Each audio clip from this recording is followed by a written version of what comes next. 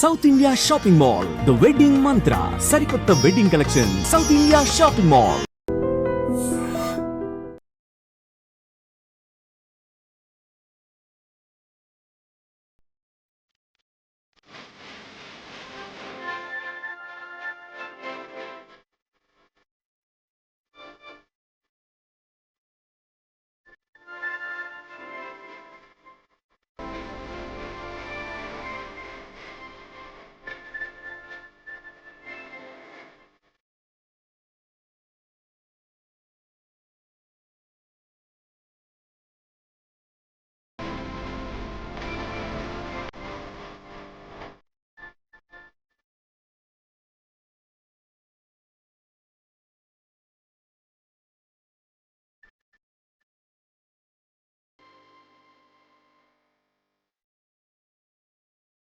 కొంతమంది ఆకతాయిల వెర్రి చేష్టల వల్ల పోలీసులు పరుగులు పెట్టాల్సి వస్తోంది. ప్రజలు భయంతో వణికిపోతున్నారు. ఆల్రెడీ ఉదయమే విజయవాడ బీసెంట్ రోడ్లో బాంబు ఉంది అని చెప్పి ఒక అగంతకుడు విజయవాడ కంట్రోల్ రూమ్కి ఫోన్ చేసి పోలీసులకు చెప్పడంతో అక్కడ పోలీసులు హుటాహుటిన పరుగులు పెట్టి డాగ్ స్క్వాడ్తో ముమ్మర తనిఖీలు చేశారు. ఆ తర్వాత అలాంటి పరిస్థితులు ఏమీ లేవని తెలిసినాక అంతా ఊపిరి పీల్చుకున్నారు. ఇది జరిగి కొద్ది గంటలు కూడా గడవక ముందే విశాఖపట్నానికి సంబంధించి ముంబై విశాఖ ఎల్టీటీ ఎక్స్ప్రెస్కు బాంబు బెదిరింపు కాల్ ఒకటి ప్రతి ఒక్కరిని పరుగులు పెట్టించింది. జీఆర్పీ పోలీసులు, టాస్క్ ఫోర్స్, అలాగే జనరల్ పోలీసులు కూడా సంయుక్తంగా డాగ్ స్క్వాడ్తో సిద్ధమయ్యారు. ముంబై నుంచి వస్తున్నటువంటి ఎల్టీటీ ఎక్స్ప్రెస్లో బాంబు ఉందని చెప్పి ఒక అగంతకుడు ఫోన్ చేసి చెప్పడంతో ఇమ్మీడియట్గా విశాఖ చేరుకున్న వెంటనే ట్రైన్లో అయితే ముమ్మరంగా తనిఖీలు చేయడం జరిగింది. అయితే S2లో డాగ్ స్క్వాడ్ ఒక అనుమానిత బ్యాగ్ని అయితే గుర్తించడం జరిగింది. ఆ బ్యాగ్ ఓపెన్ చేసినప్పుడు అందులో బట్టలు, సబ్బులు, ఒక వ్యక్తి యొక్క ఆధార్ కార్డు కూడా గుర్తించారు పోలీసులు. ఆ ఆధార్ కార్డు డీటెయిల్స్ చూస్తే యూపీకి చెందిన శ్రీరామ్ తివారీగా తెలుస్తుంది. మొత్తానికి అక్కడ ఎలాంటి బాంబు దొరకకపోవడంతో అంతా ఊపిరి పీల్చుకున్నారు. సరే, కానీ ఒక బ్యాగ్ అనుమానితంగా ఉండడంతో కూడా ఇమ్మీడియట్గా పోలీసులు అలర్ట్ అయ్యారు. అక్కడ తనిఖీలు ముమ్మరంగా చేస్తున్న నేపథ్యంలోనే ప్రయాణికులు కావచ్చు, ఆ ఫుట్పాత్ పై ఉన్నటువంటి వ్యాపారస్తుల్ని అందరినీ అలర్ట్ చేయడం జరిగింది. ఒక్కసారిగా విశాఖ రైల్వే స్టేషన్ నిఘా నీడలోనికి వెళ్ళిందని చెప్పొచ్చు. సో ఇక్కడ విజయవాడ, విశాఖ రెండింటికి సంబంధించి బాంబు బెదిరింపు కాల్స్ అగంతకులు కాల్ చేసి పోలీసులు ఎందుకు ఇలా రాంగ్ ట్రాక్ పట్టిస్తున్నారు, వాళ్ళ విలువైన సమయాన్ని ఎందుకు ఇలా వృధా చేస్తున్నారు, ప్రజలను ఎందుకు ప్యానిక్ గురి చేస్తున్నారు అనేటటువంటి విమర్శలు కూడా వస్తున్నాయి. నిజంగా ఈ బెదిరింపు కాల్ చేసినటువంటి అగంతకులు ఎవరో తెలియదు, కానీ ఇమీడియట్గా వాళ్ళని పట్టుకొని శిక్షించండి అంటూ కూడా పబ్లిక్ డిమాండ్ చేస్తున్నారు. సో ఆ రకంగానే దానిపై కూడా పోలీసులు ఆరా తీస్తున్న పరిస్థితి. ఇంతకీ ఇప్పుడు ఈ అనుమానిత బ్యాగ్లో ఏదైతే ఆధార్ కార్డు దొరికిందో యూపీకి చెందినటువంటి వ్యక్తిది, ఈయనే కాల్ చేసి చెప్పాడా, లేకపోతే అతను ట్రావెల్ చేస్తూ ఆ బ్యాగ్ను మర్చిపోవడం వల్ల ఎవరో ట్రైన్లో ట్రావెల్ చేస్తున్న వాళ్ళు ఆ బ్యాగ్ని కొంత అనుమానించి పోలీసుని అలర్ట్ చేశారా? ఈ కోణంలో కూడా కేసు దర్యాప్తు కొనసాగుతోంది. లేదు అంటే అసలు ఎందుకు బాంబ్ వీళ్ళు ఎలా డిక్లేర్ చేసుకొని బాంబు బెదిరింపుతో కాల్స్ చేసి ఇట్లా రాంగ్ ట్రాక్ పట్టిస్తున్నారు అనే దానిపై కూడా పోలీసులు ఆరా తీస్తున్నారు.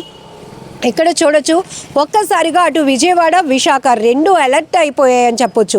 ఎందుకంటే డాగ్ స్క్వాడ్తో పోలీసులు సిద్ధంగా ఉండబట్టి క్షణాల్లోనే దాన్ని ట్రేస్ చేస్తున్నారు. లేకపోతే అక్కడున్న స్థానికులు కావచ్చు, ప్రజలు కావచ్చు, ఎంత ప్యానిక్ అయిపోతారు. ఇప్పటికే సిచ్యువేషన్స్ ఎలా ఉన్నాయో మనం చూస్తూనే ఉన్నాం. ఎక్కడైనా ఉగ్రదాడులు జరగటానికి అవకాశం ఉంది. ఈ బాంబ్ బ్లాస్టులు జరగటానికి కూడా ఆల్రెడీ ఇక్కడ ఉంటున్న వాళ్ళే కుట్ర పన్నుతున్నారు. ఇప్పటికే వాళ్ళని పోలీసులు కస్టడీకి తీసుకోవడం జరిగింది. ఎన్ఐఏ నిఘా ద్వారా వాళ్ళని పట్టుకోవడం జరిగింది. ఇదంతా దేశవ్యాప్తంగా సంచలనం కలిగిస్తున్న ఈ కేసులు నడుస్తూనే ఉన్నాయి. ఆల్రెడీ అక్కడ యూట్యూబర్ మల్హోత్రా కేసు కావచ్చు, ఇక్కడ విజయనగరం తెలంగాణకు సంబంధించిన సిరాజ్ సమీర్ని ఇద్దరిని కస్టడీలోనికి తీసుకొని వీళ్ళు ఇంకా ఎక్కడ బాంబ్ బ్లాస్టులు చేయడానికి పన్నాగం పన్నారు, ఎలాంటి కుట్రలకు ప్లాన్ చేశారు, ఇంకా ఎవరెవరు టీం మెంబర్స్ ఉన్నారు, వీటన్నింటిపైన కూడా కస్టడీకి తీసుకొని ఒకవైపు ఎన్ఐఏ కావచ్చు, కౌంటర్ ఇంటెలిజెన్స్ అధికారులు, అలాగే విజయనగరం 2 టౌన్ పోలీసులు వాళ్ళని కస్టడీలోనికి తీసుకొని విచారణ కొనసాగిస్తున్నారు. 7 రోజుల పాటు కూడా విజయనగరం జిల్లా ఫస్ట్ క్లాస్ మెజిస్ట్రేట్ కస్టడీకి ఇచ్చింది. ఇదంతా నడుస్తున్న కేసులు. ఇప్పుడు ఇంకొక వైపు ఒక్కసారిగా ఆగంతకులు ఎవరో పోలీసులకి కంట్రోల్ రూమ్లకి కాల్ చేసి అక్కడ బాంబు ఉంది, ఇక్కడ బాంబు ఉంది అని చెప్పి బెదిరించి అక్కడున్న స్థానికుల్ని పరుగులు పెట్టిస్తున్నారు. పోలీసులు కూడా ఎంత హడావిడిగా, ఎందుకంటే ఇక్కడ ఉన్న సిచ్యువేషన్ అలాంటిది. వాళ్ళు క్షణాల్లో అలర్ట్ కాకపోతే కనుక చాలా పెద్ద ప్రమాదాలు జరగడానికి అవకాశం ఉంటుంది. కాబట్టి ఉదయం విజయవాడలో కూడా అంతే, బీసెంట్ రోడ్లో బాంబ్ స్క్వాడ్ అక్కడికి చేరుకొని అక్కడ ఎలాంటి అనుమానిత వస్తువులు కానీ బాంబ్స్ కానీ ఏవి దొరకకపోవడంతో అప్పుడు అంత రిలాక్స్ అయ్యారు, ఊపిరి పీల్చుకున్నారు. అప్పటి వరకు కూడా స్థానికంగా ఉన్న వ్యాపారస్తులేమి అందరూ షాప్స్ క్లోజ్ చేసేసి అక్కడి నుంచి వెళ్ళిపోవడం, స్థానికంగా ఆ రూట్లో ఎవరిని ప్రయాణించకుండా పోలీసులు బారికేడ్స్ పెట్టి అక్కడ స్టాపర్ బోర్డ్స్ పెట్టేసి ప్రజల్ని అలర్ట్ చేయటం, ఆ తర్వాత ముమ్మరంగా తనిఖీలు చేయటం, ఇదంతా ఒక టైం. ఇక్కడ వైజాగ్కి సంబంధించి ముంబై విశాఖ ఎల్టీటీ ఎక్స్ప్రెస్కి కూడా బాంబు బెదిరింపు కాల్ రావడంతో ఇక్కడ కూడా ఇంతే, టాస్క్ ఫోర్స్ కావచ్చు, జీఆర్పీ, అలానే లా అండ్ ఆర్డర్ పోలీసులు అందరూ ఏకకాలంలో ఒక టీమ్గా ఫామ్ అయి అలర్ట్ అయి డాగ్ స్క్వాడ్తో సహా స్టేషన్కు చేరుకొని అక్కడ కూడా అలాంటి పరిస్థితులు ఏమీ లేవు అన్న తర్వాత అంతా ఊపిరి పీల్చుకున్నారు. మొత్తానికి ఈ ఆగంతకులు ఎవరు రాంగ్ ట్రాక్ పట్టించడానికి, ఇట్లా చిల్లరగా వికృత చేష్టలు చేయడానికి పాల్పడుతున్నారో వారిని మాత్రం ఖచ్చితంగా పట్టుకుని వాళ్ళని శిక్షిస్తే కనుక ఇలా ఇంకొకరు ఇలాంటి ఛాన్స్ తీసుకోరు, ఇలా ఫేక్ కాల్స్ చేసి అందరినీ ఇలా బెదిరింపులకు గురి చేయటం, భయభ్రాంతులకు గురి చేయటం చేయరు అనేటటువంటి ఒపీనియన్స్ కూడా సోషల్ మీడియాలో వ్యక్తమవుతున్నాయి.